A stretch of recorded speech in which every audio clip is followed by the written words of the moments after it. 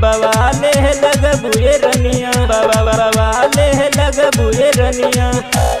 DJ Kundan presented by Manmohani recording studio Gonda. बवाले लगबुए रनिया बवाले लगबुए रनिया। पाउडर क्रीमिया लगाई ले हलो, अरे अखिया में कजरा सजाई ले हलो, सजाई ले हलो।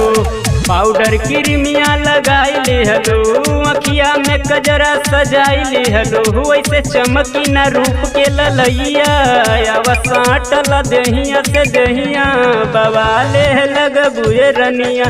अवसाटल दहिया से दहिया बवाले लगबुए रनिया। अवसाटल दहिया से दहिया बवाले लगबुए रनिया। बवाले लगबुए रनिया बवाले लगबुए रनिया।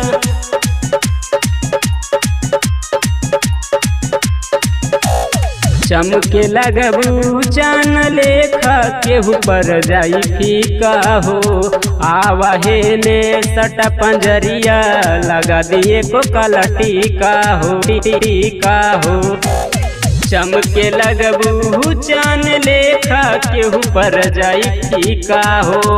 आवाहे ने सट पंजरिया लगा दिए को काला टीका हो। गाँव गली में होई बुलैया, अवसाटल दहिया से दहिया बवाले लगबुए रनिया। अवसाटल दहिया से दहिया बवाले लगबुए रनिया। अवसाटल दहिया से दहिया बवाले लगबुए रनिया। बवाले लगबुए रनिया बवाले लगबुए रनिया।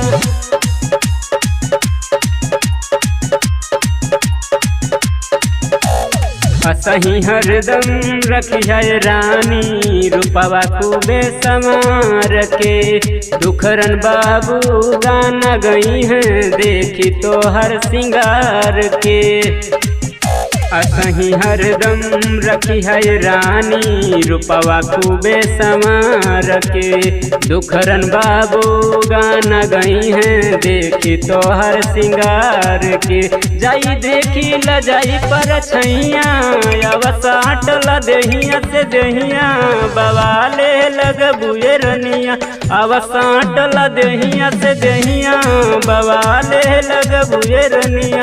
अवसाटल दहिया से दहिया बवाले लगबुए रनिया।